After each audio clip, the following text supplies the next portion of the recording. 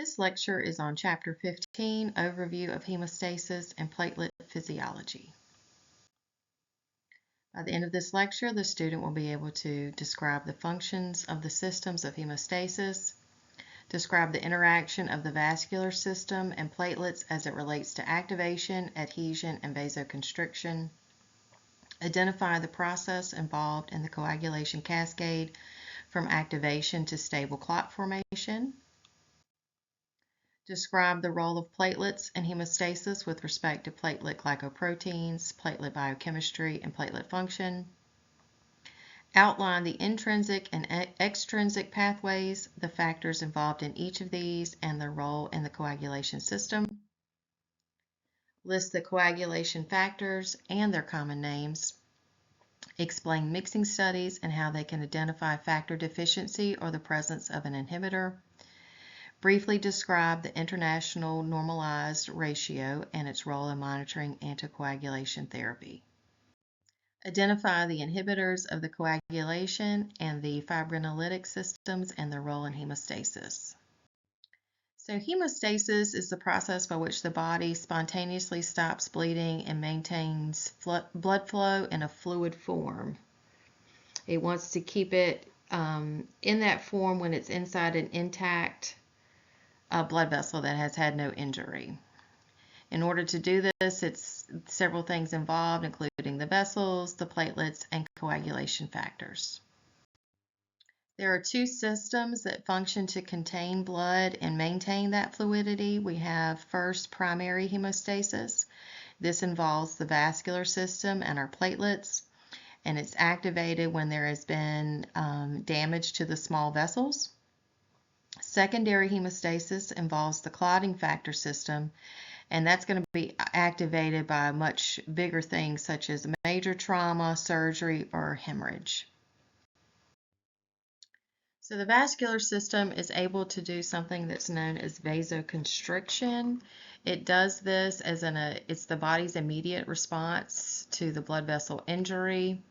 And how that works is that there's a spasm of the smooth muscle that surrounds the blood vessel.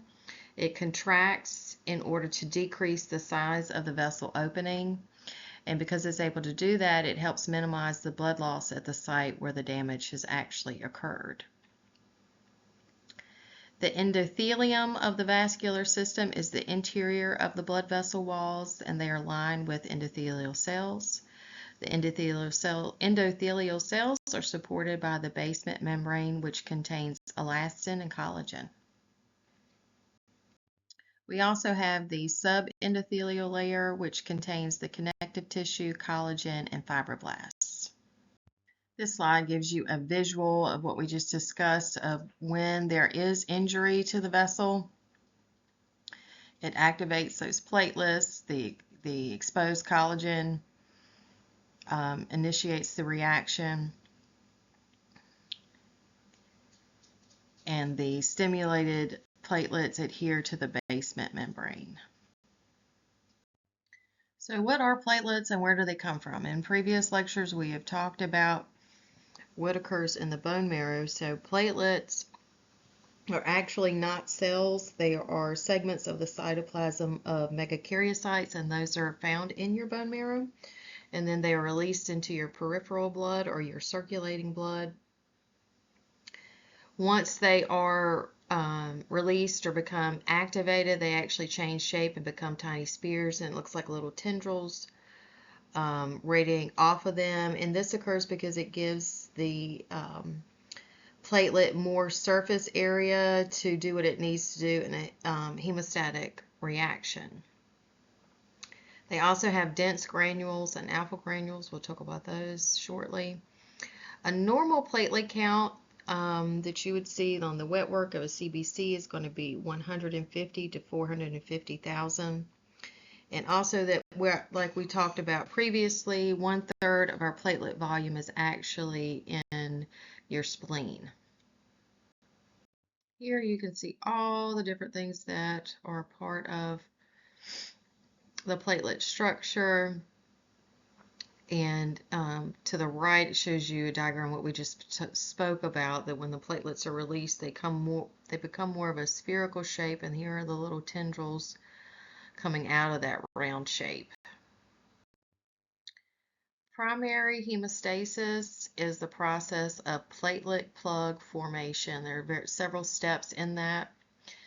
First we have adhesion, then we have shape change, then we have secretion where they discharge the alpha and dense granules. Then we have amplification, then we have aggregation. Platelet adhesion occurs when the platelets attach to the collagen in the exposed basement membrane. In order this to occur, it requires the GPLA and 2A on the platelet surface, which are glycoproteins. It also requires the von Willebrand factor, as well as the GPLA tied to the 9 binding site. The next step is platelet amplification. You have secreted substances such as the TXA2, which stimulates the platelet aggregation, and it helps recruit more platelets to the site of the injury. Platelet aggregation, platelets stick to each other using the fibrinogen as the mediator protein. The fibrinogen attaches to the platelets at the site of the glycoproteins that we just mentioned, the GP2B and 3A. And then the platelet plug, is formed, and that is what stops the blood loss. Earlier we talked about the platelet granules. We were talking about the structure of the platelets. They have the alpha granules as well as the dense. So the alpha granules are the clot activating granules, and those are tied to glycoproteins 2B and 3A, fibrinogen, von Willebrand factor, factor 5, and factor 8. The dense granules are the platelet activating substances, and those are tied to ADP, serotonin, calcium, TXA2, which again stimulates platelet aggregation. This gives you a visual of what is actually happening in that process. You can see the endothelium, the site, here's the injury here, where the platelet plug is forming. The platelets have changed shape, the granules are released and amplified. Here's the other components of the vessel wall, the collagen, and the basement membrane.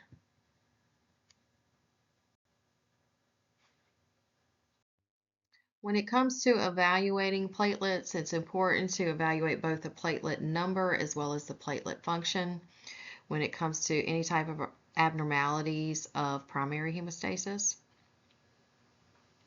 One of those ways is to look at the platelet count, so the platelet number, like I just mentioned, versus function. We have what's known as thrombocytopenia. Anything with penia at the end means it's a decreased amount. So the platelet count is going to be below what we already referred to as a normal platelet range, which is 140 to 150 to 450,000 microliters.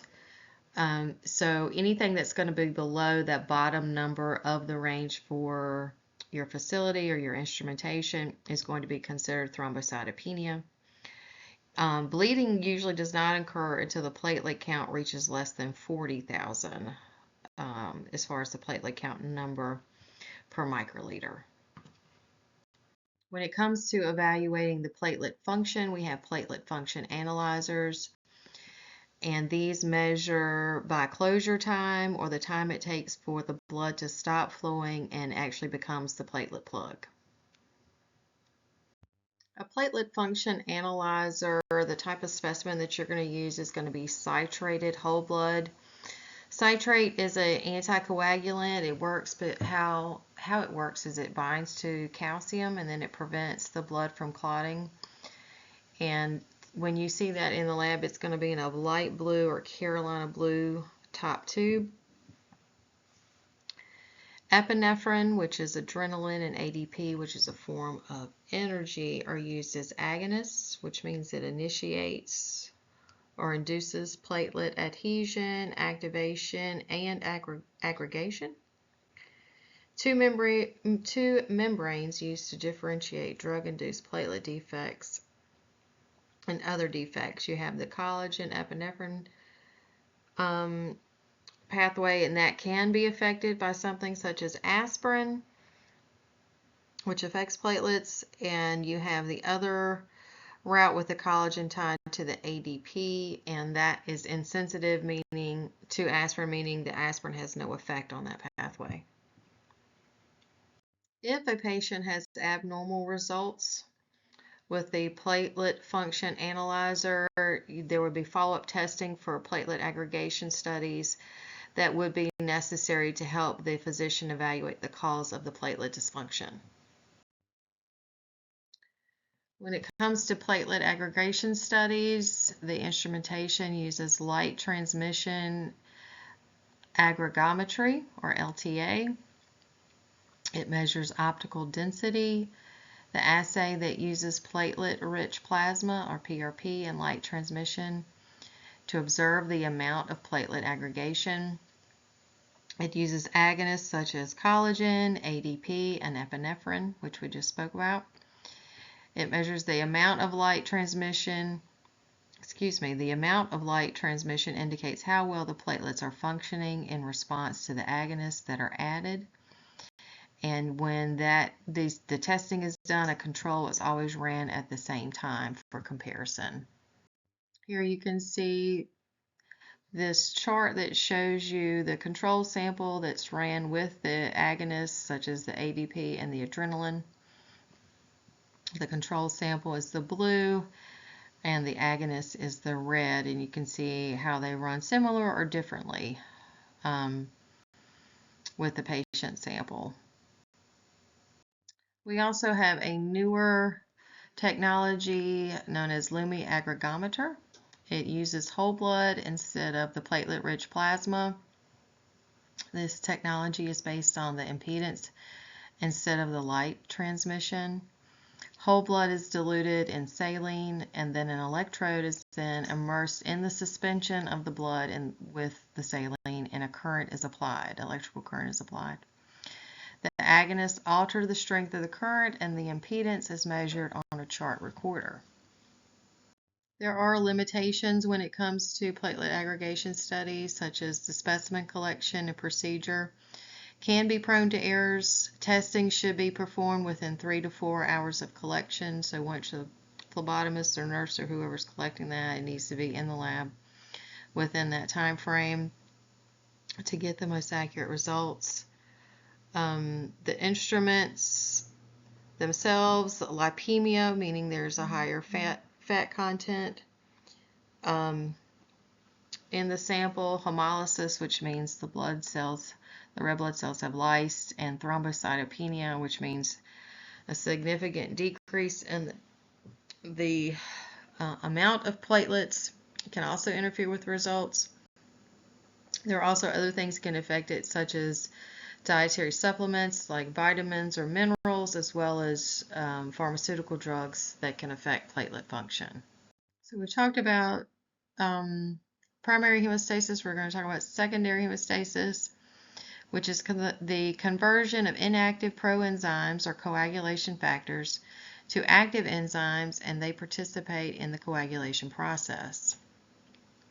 Active enzymes convert soluble fibrinogen to the insoluble fibrin, tissue factor or TF, which activates factor 7. Prothrombin is activated and converted to thrombin. Thrombin stimulates fibrinogen to form fibrin, and the polymerization of fibrin helps develop a stable clot.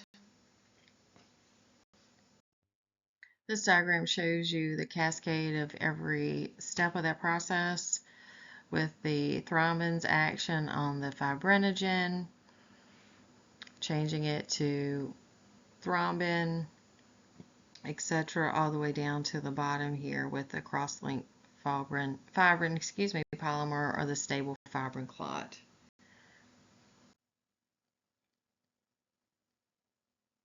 This next slide shows the coagulation cascade, where we're going to talk about the intrinsic, extrinsic common pathway with our clotting factors. Here you can see clotting factors with the Roman numerals. X is 10 and V is 5, so clotting factors 10 and 5. Calcium platelet factors, clotting factors, let me use my marker here. So here's 10 and 5. 10 plus 2 is 12. 10 and 1 is 11. 10 with the 1 in front of it is, you subtract 1, so that's 9. 5 and 3 is 8. So we have clotting factors 12, 11, 9, and 8.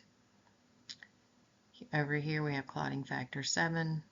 Again, V is 5 and plus 2.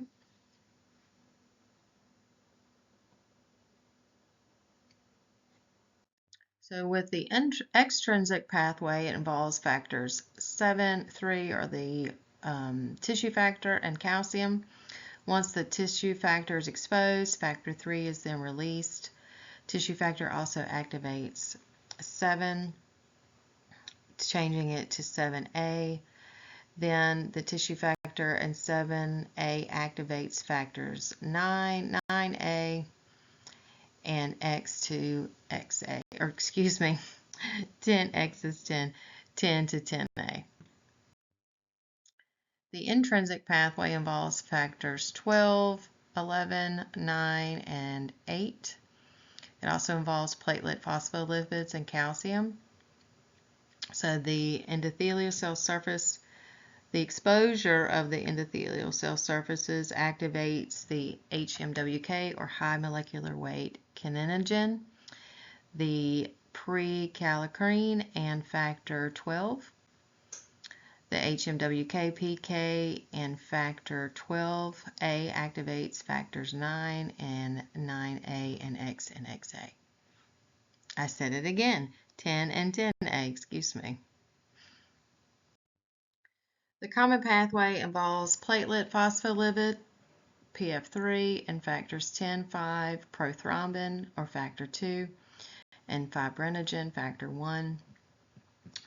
Factors 10A, 5A, and calcium activates the prothrombin to prothrombin,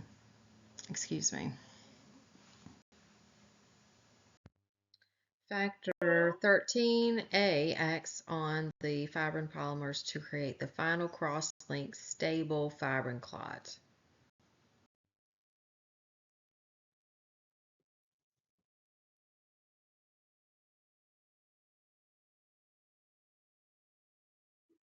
Within the hemostatic system, we have regulatory inhibitors, which work as anticoagulants, and those are actually plasma proteins. And the role of naturally occurring anticoagulants is to limit coagulation, to contribute to the checks and balances of the hemostatic system, to deal with thrombosis that's caused by deficiencies that could either be congenital, meaning you were born with it, or acquired. And protein C is an anticoagulant that is activated by thrombin, and it's bound to thrombomodulin. Protein S also works as a cofactor to participate in the conversion of protein C into an activated protein C, or APC.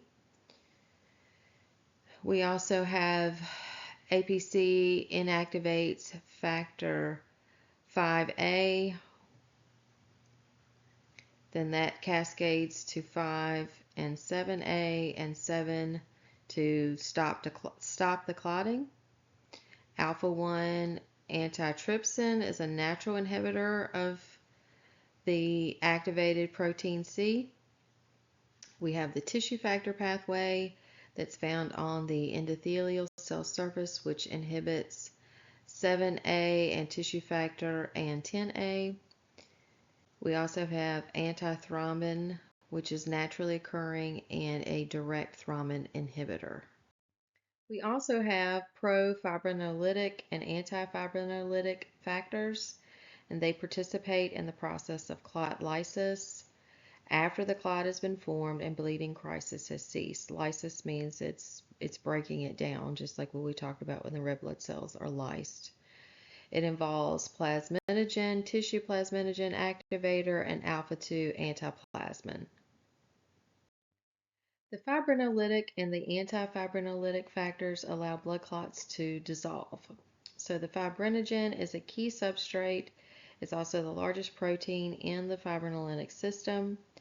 The plasminogen is the primary fibrinolytic factor.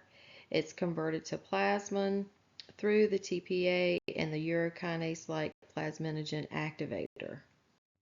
Plasmin breaks down the fibrin clot, creating fragments like the fibrin split products or FSPs.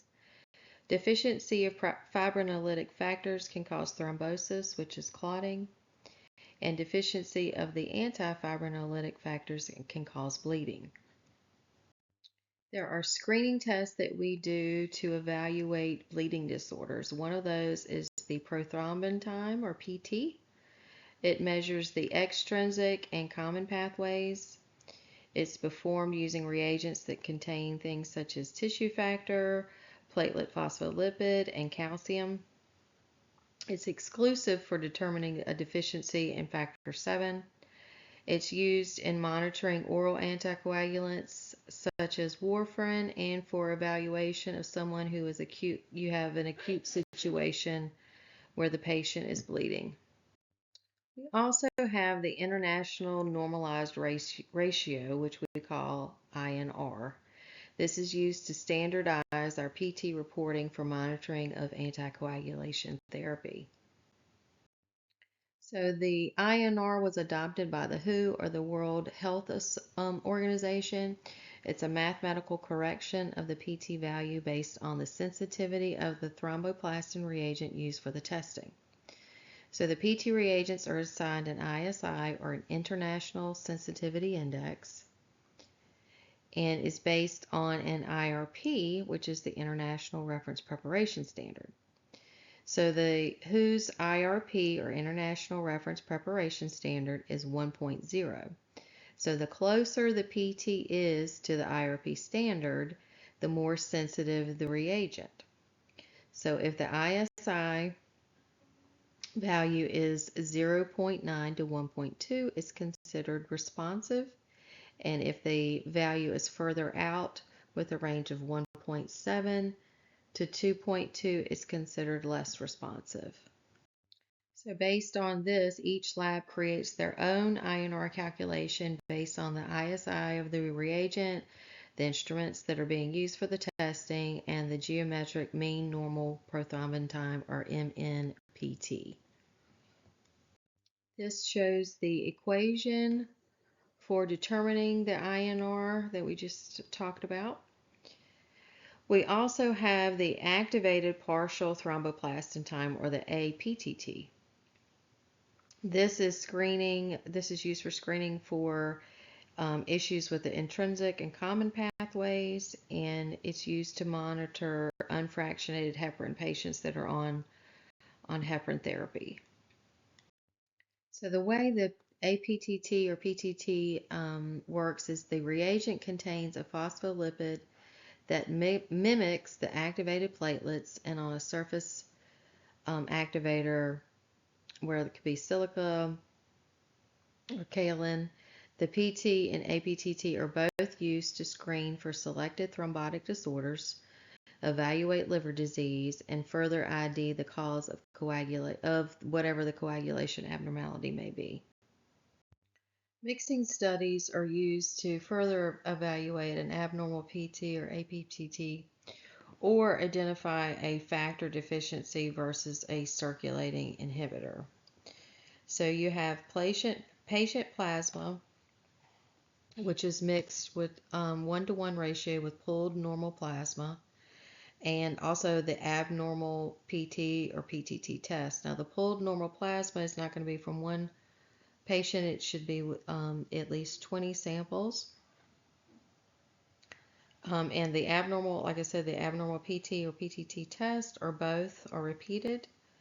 And the pooled normal plasma must be poor, meaning it should have less than 5,000 microliters of platelets there. If it corrects, if the corrected repeat PT or APTT, it indicates factor deficiencies. Mixing studies that do not show correction indicate the presence of a circulating inhibitor.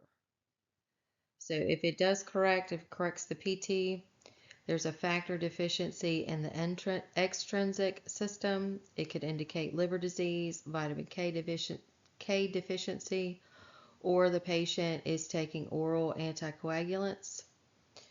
If the PT is not corrected, it points towards the factor V inhibitor. A corrected APTT could indicate DIC or disseminated intravascular coagulation, factor deficiency in the intrinsic system, von Willebrand disease, vitamin K deficiency as well, liver deficiency as well. If the APTT is not corrected, it could be the presence of lupus anticoagulant, factor VIII inhibitor, and heparin should also be ruled out as a possible issue that it did not correct the patients on heparin therapy.